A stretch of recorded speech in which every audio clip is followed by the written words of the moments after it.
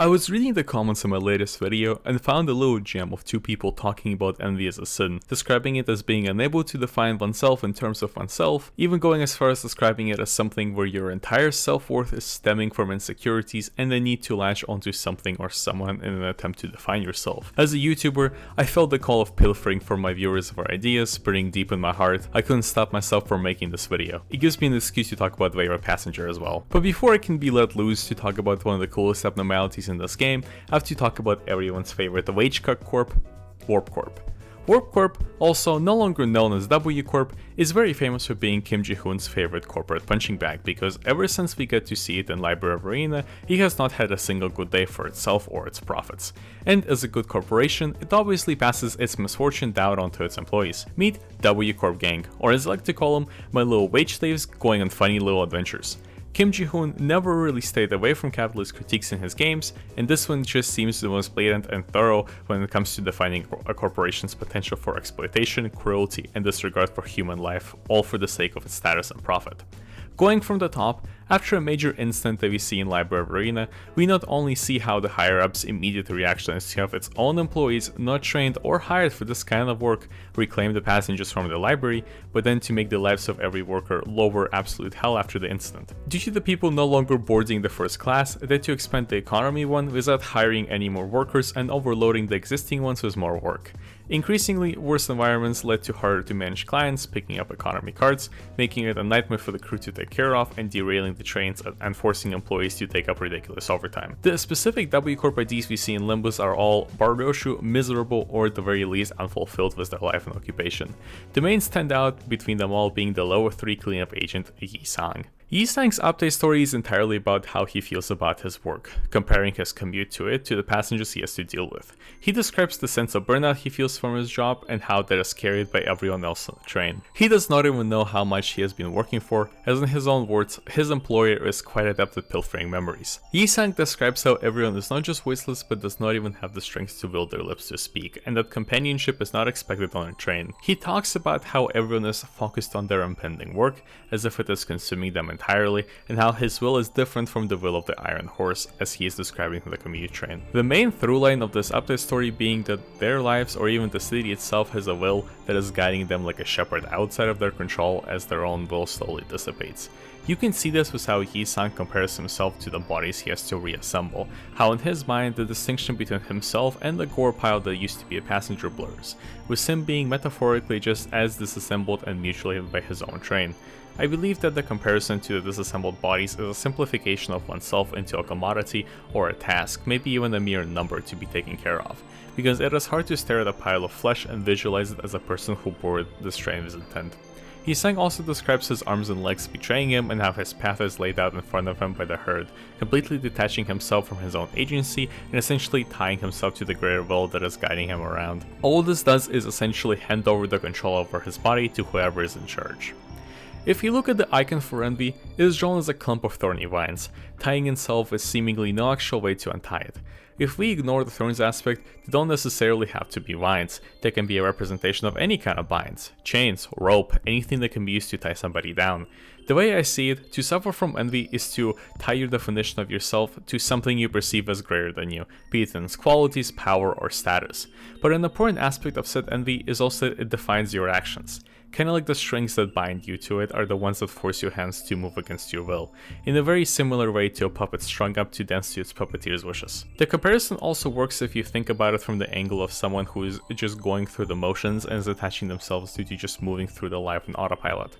The feeling of detachment is also coupled with isolation that stems from it, as in the case like Yi-sang, you can tell that everyone on the train does not even have the energy to begin making connections. They're so drained by the system that they're unable to band together and form relationships outside of themselves being tied to something bigger like a wing or office or the city itself. And it makes sense as to why that would be the case, as a job in the wing is something so many people in the city strive for due to the promised financial stability and physical safety guaranteed behind not being in the back streets. This lets those in power continuously exploit as puppets, knowing that they will keep going through their harsh conditions out of necessity, even if they do not want to. We can see it happen in the case of Heathcliff and his constant overtime, or in the case of Dawn losing the whimsy she had when starting her job. This is where I want to bring back the thorns aspect of the icon, as it is something that not only binds someone to the target of envy, but also something that actively digs into their flesh, making them bleed and digging further into their skin, only getting deeper into them the longer they hold on to it. This brings the puppets closer to slaves being exploited. Now, if only this game had some kind of representation of exploitation and loss of will that was all related to envy.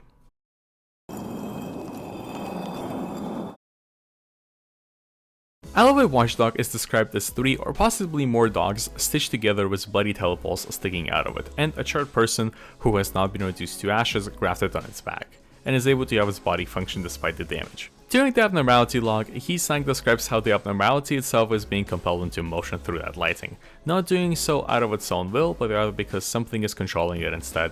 The main thing I want to focus on here is the charred person that is connected to the wolf's body and seems to rise when the abnormality reaches 5 lighting stacks.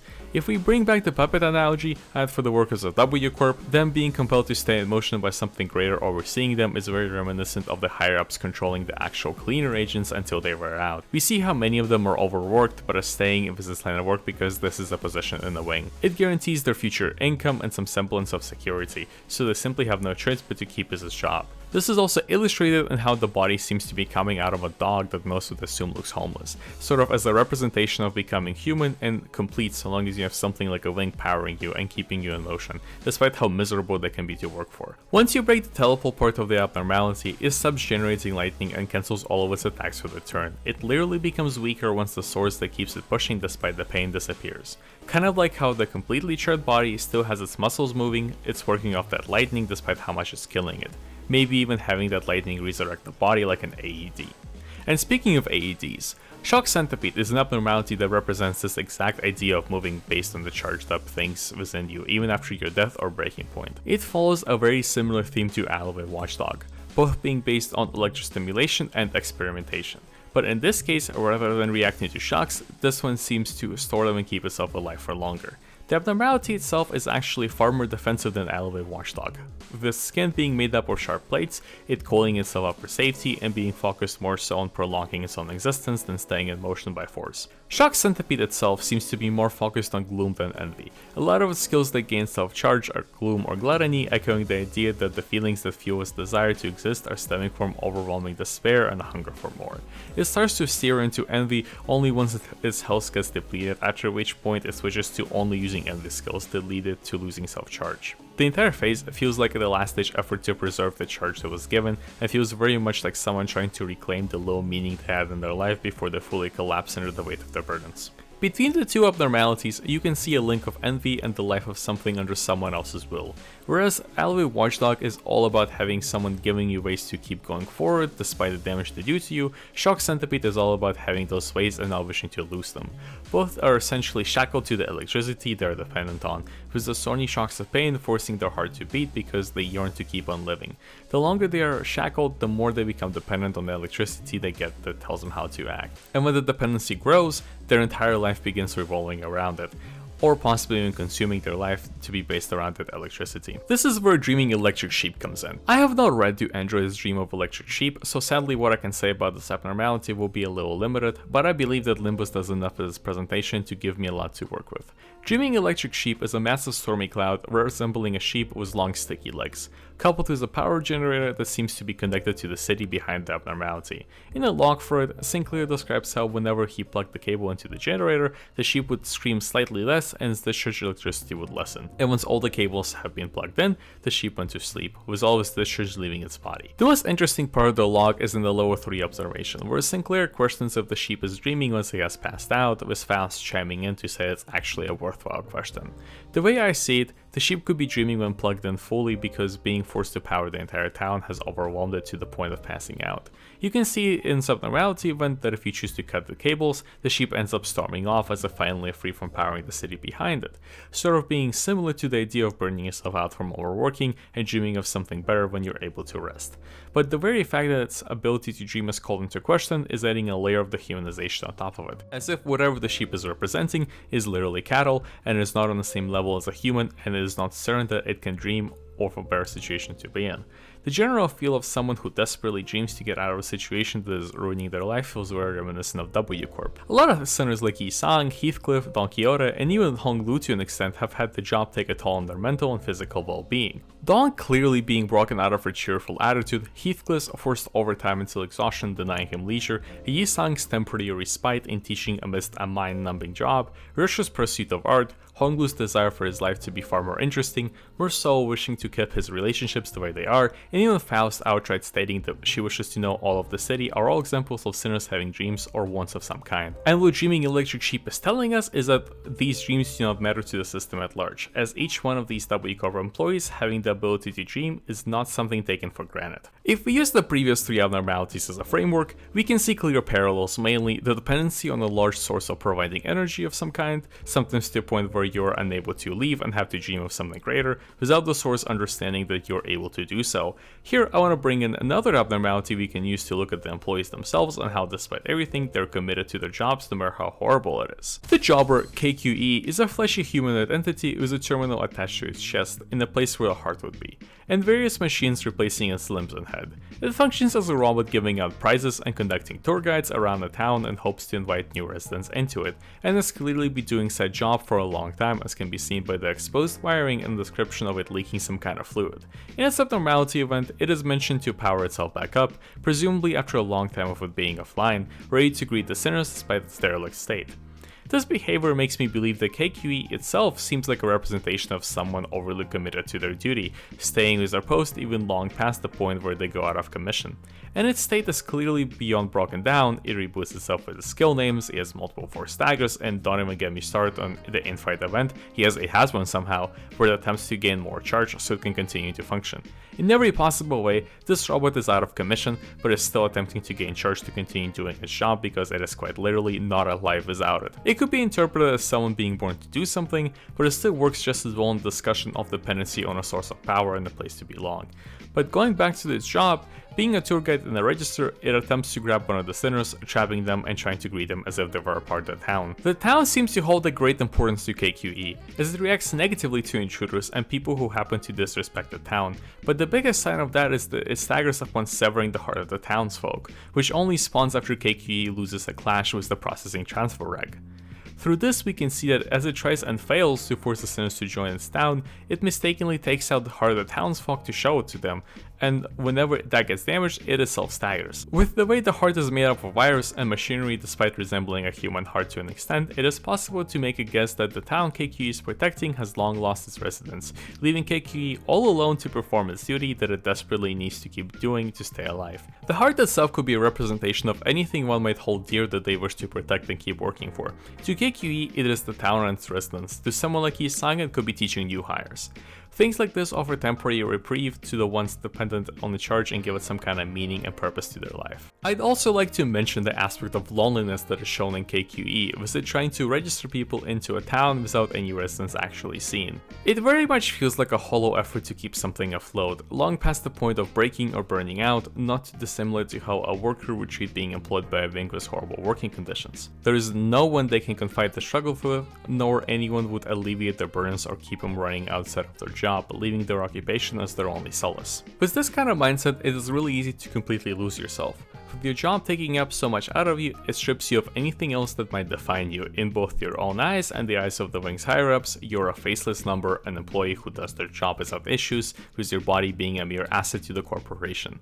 This is where Wayward Passenger comes in, being the main reason I want to make this video in the first place. This little Pookie Bear goes above and beyond in evoking the themes of envy that can be applied to workers of W Corp, as it is a literal W Corp employee body with torn off arms and fleshy appendages grafted onto the backs of his shoulders where the shoulder blades are. Its skin is entirely torn off, leaving every bit of body exposed by the uniform as a mass of muscle and tissue stretched downwards with a gaping hole all throughout the torso, lined with teeth at each of the sides. The fleshy arms at its back are both fashioned with W Corp energy blades, a relic of the employee's tools from before their indefinite banishment to forever wander the W Corp trains. The abnormality itself represents the in-universe terror of the warp trains and what they do to people, with Wayward Passenger's design echoing the common way people mutilate themselves and each other due to their time as passengers.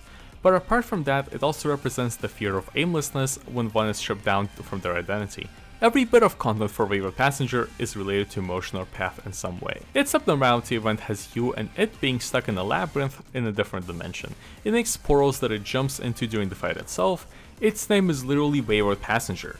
Everything about it isn't just about path, but about path that were lost or drifted away from. The abnormality itself is described as a passenger who no one will realize even disappeared, or an employee whose disappearance the company knows but will easily cover up. We have no way of identifying who the employee is, as even the badge that Dante sees on it could be something it just picked up. We have no way of knowing exactly. From our perspective, this thing could have easily been a living, breathing human being that was literally skinned and stripped down into this representation of terror. In our eyes, we cannot view this as an individual, as not only is it an abnormality with no identifiable characteristics belonging to any specific person, it is never meant to be recognized or found, and that thing is trapped in there forever, wandering the trains without a way out. And it isn't like it isn't trying to search for a way out either. Both of its ego gifts and MD are tools to create light and find the way forward, one of them being a literal flashlight to make sure that the employee can see, the other is a lighter, another common source of light. And speaking of the lighter, let's address the gloom-shaped elephant in the room, because just as when I make an index and gloom video and we start talking about pride, I must now derail this video into talking about gloom. The blue zipper lighter generates gloom resources, and the abnormality egg that spawns upon the abnormality's defeat has a gloom core. This abnormality is themed around gloom just as much as it is themed around envy, and the reason for that is that this is the end result of being shackled to something through envy. In the end, as the thorns of the shackles literally rip your face and what you are out of you, you're left with nothing but sadness that you have to drown yourself in, as you have no other choice. What this abnormality represents is the fact that you do not know when this illness will end. To the people on the warp trains, the time is essentially infinite, and their fates are sealed.